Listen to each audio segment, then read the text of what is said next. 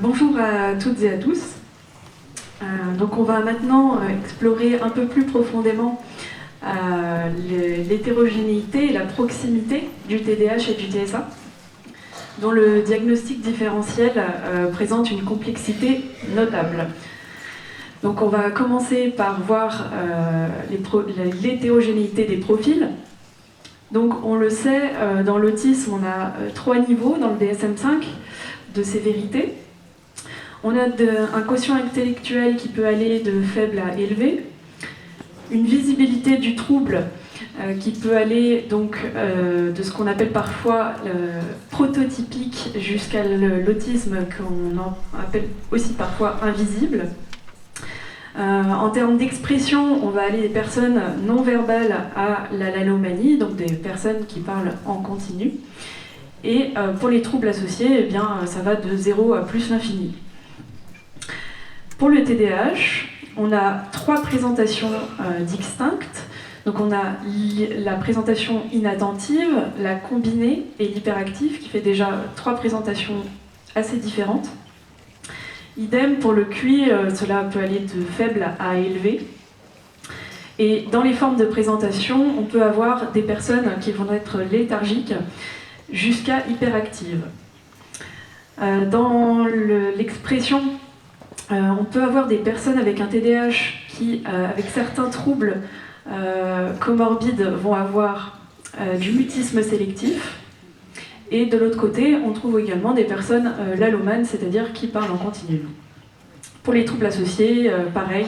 Enfin, 0, je ne sais pas si ça existe avec le TDAH, mais en tout cas, plus l'infini, on y est. Donc cette hétérogénéité marquée, elle engendre des défis pour le diagnostic différentiel, avec des risques d'erreur aux conséquences qui peuvent être potentiellement graves pour les patients. Avec des accompagnements, par exemple, qui vont être inadaptés, ou qui vont même majorer les difficultés d'adaptation à l'âge adulte.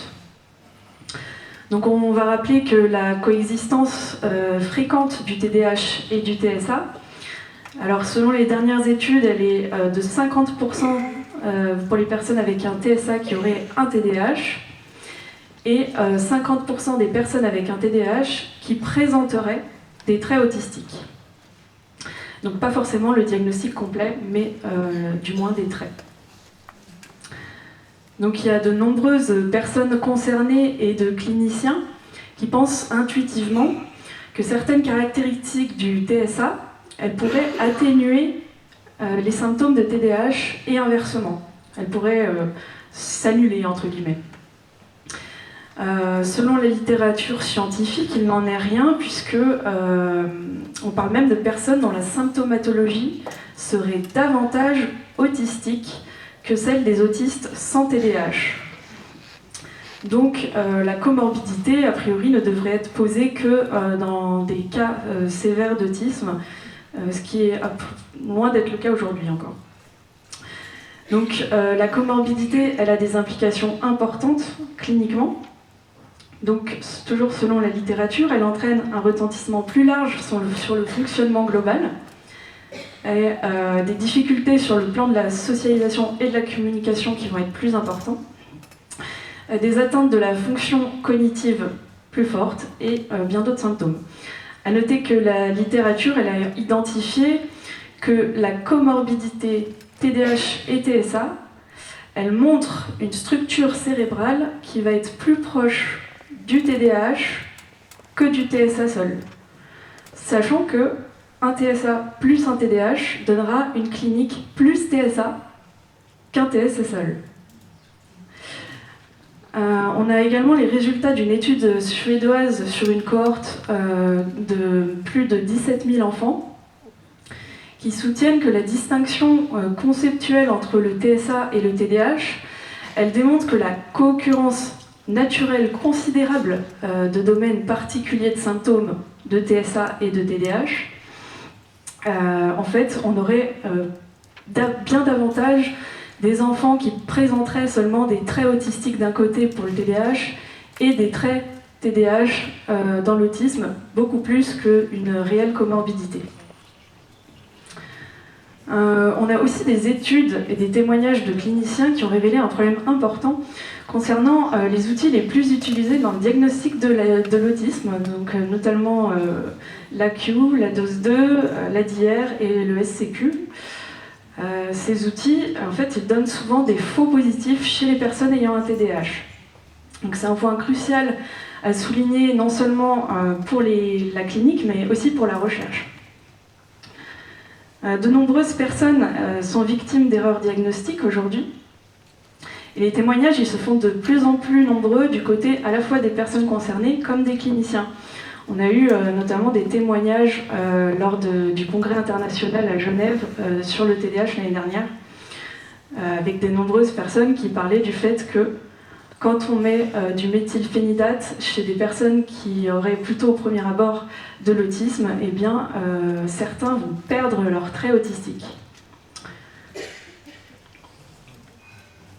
Donc on va examiner maintenant le chevauchement clinique de l'autisme et du TDAH. On va étudier les critères du TSA tels que définis dans le DSM-5 et qui vont être intéressants ici à examiner dans leur forme, on va dire, la plus légère. Donc pour les critères de TSA, on va avoir un déficit de la réciprocité sociale ou émotionnelle, des déficits de comportement de communication non verbaux, des déficits du développement et du maintien de la compréhension des relations.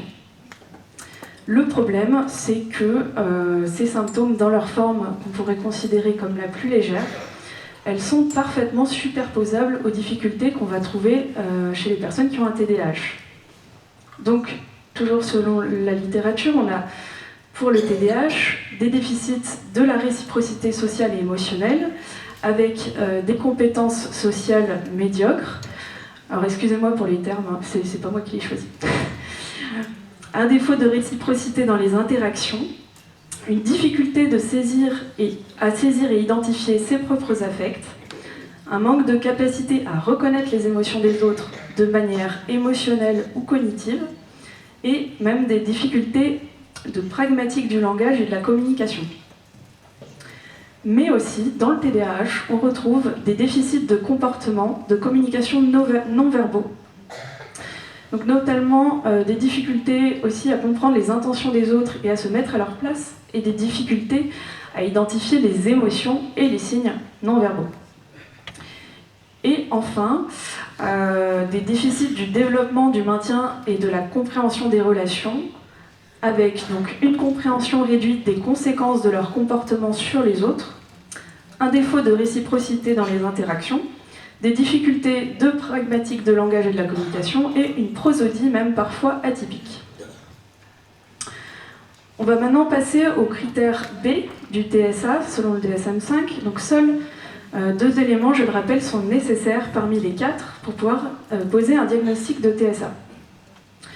Donc toujours dans la forme la plus légère, on a le caractère stéréotypé ou répétitif des mouvements, de l'utilisation d'objets ou du langage, l'intolérance au changement, les intérêts restreints et fixes anormaux par leur intensité ou par leur but, et l'hyper- ou l'hyporéactivité aux stimulations sensorielles. Le problème, c'est que dans le TDAH, on retrouve également des comportements répétés ou stéréotypés, comme du stimming ou des écholalies, une intolérance au changement et une certaine inflexibilité chez certains, des intérêts qu'on pourrait qualifier de restreints et de fixes, voire anormaux, et une réactivité sensorielle excessive ou aussi des hyposensorialités. Pour compliquer l'ensemble, on note également dans la littérature qu'on a aussi relevé des problèmes d'attention, d'impulsivité et d'hyperactivité dans le TSA. J'ai souvent entendu dire de la part des cliniciens que l'origine des symptômes étant différente, il est facile de faire la différence. Ici, je vais vous donner un peu mon point de vue, c'est que c'est pas si simple que ça. D'autant plus que les stéréotypes persistent encore sur le TDAH, en particulier en France, comme par exemple l'idée que cela rendrait nécessairement flexible et ferait apprécier le changement, ou aboutirait nécessairement à de la désorganisation. Ce qui n'est pas vrai du tout, d'autant plus quand on a des troubles associés. je rappelle donc qu'on a les comorbidités qui s'ajoutent généralement dans le TDAH. Alors, selon les études, moi j'avais noté 80%. Et l'association d'un TDAH, donc en particulier avec un trouble anxieux généralisé, une phobie sociale, une personnalité obsessionnelle compulsive qui va parfois se développer pour compenser le TDAH, ou des TOC par exemple, c'est autant d'associations qui peuvent induire en erreur avec l'autisme. Enfin, on va aborder un sujet qui est parfois un peu tabou, mais l'autisme a subi une forte médiatisation ces dernières décennies, et elle a bénéficié d'une certaine aura, d'une certaine image, et pour les patients, ça a pu les induire en erreur de par la similitude des symptômes avec le TDAH, surtout lorsqu'on parle d'autisme, on va dire, invisible, léger. Pour les personnes qui se reconnaissent au travers de certains personnages populaires dans les films et les séries, donc ça a pu d'autant plus les induire en erreur, alors que le TDAH, lui, il est en plus souvent très mal perçu comme diagnostic. C'est aujourd'hui plus stigmatisant, en tout cas en France, bien qu'on a une petite tendance à sa starification quand même qui est en train de se développer. Donc je vais maintenant, donc c'est un extrait de l'interview que j'ai menée auprès du professeur Mautron, qui est mondialement connu dans sa connaissance de terrain et ses travaux de recherche sur l'autisme. L'idée, c'est qu'en fait, on peut faire une démarcation nette entre l'autisme et autre chose à peu près qu'à l'âge préscolaire. Chacune des deux conditions, TDAH et autisme, a une telle variété dans la outcome que les chances d'overlap sont plus nombreuses.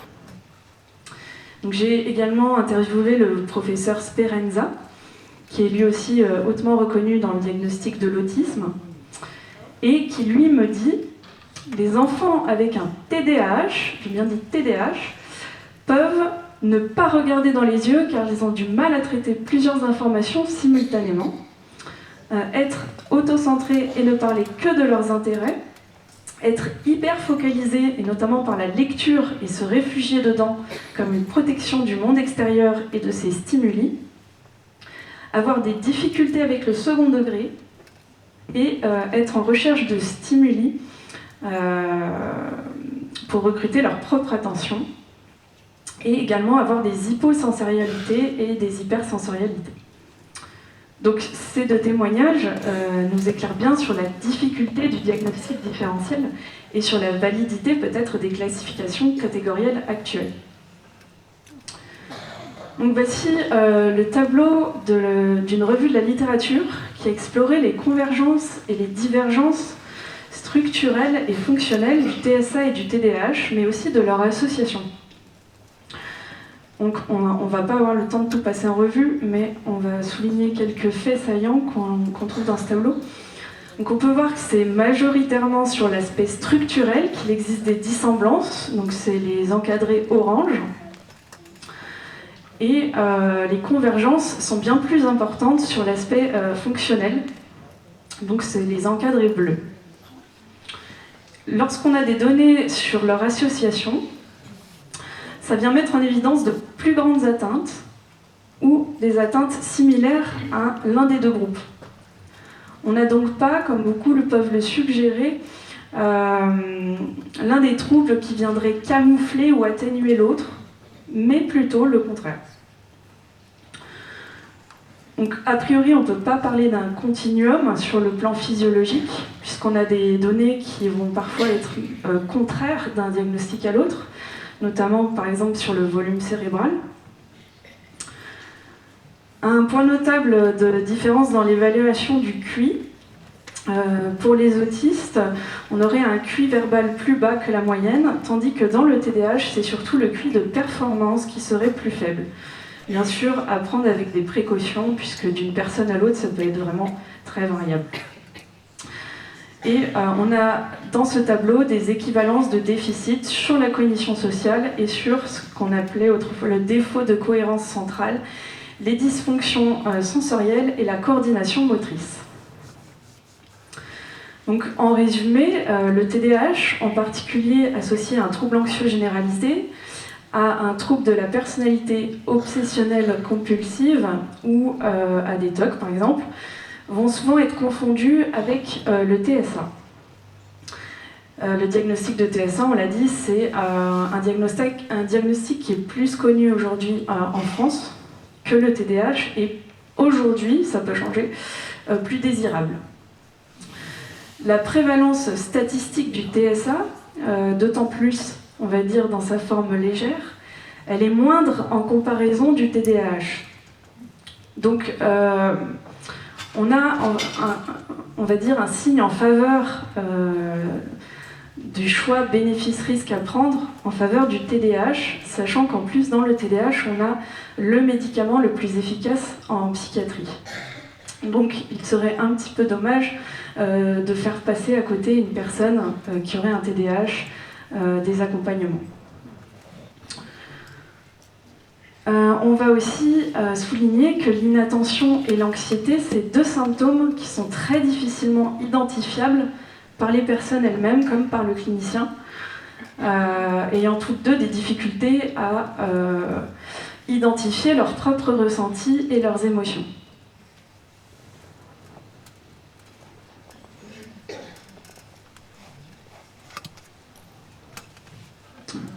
Donc, pour conclure, voilà, le TDAH dispose de l'un des meilleurs traitements médicamenteux qu'on puisse trouver en psychiatrie. Si le psychostimulant s'avère peu efficace ou présente beaucoup d'effets secondaires, ce n'est pas forcément le signe d'une absence de TDAH ou de la présence d'un TSA, mais souvent soit d'une spécialité, d'une formulation, d'un dosage qui va être mal adapté, ou encore de comorbidités qui n'ont pas été identifiées et qui doivent être prises en charge avant le psychostimulant.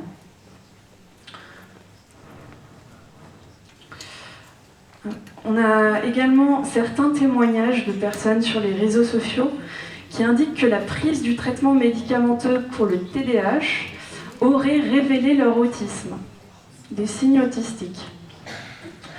C'est-à-dire qu'une fois les symptômes du TDAH apaisés par le traitement, ils auraient des symptômes autistiques qui apparaîtraient alors qu'ils auraient été invisibilisés avant.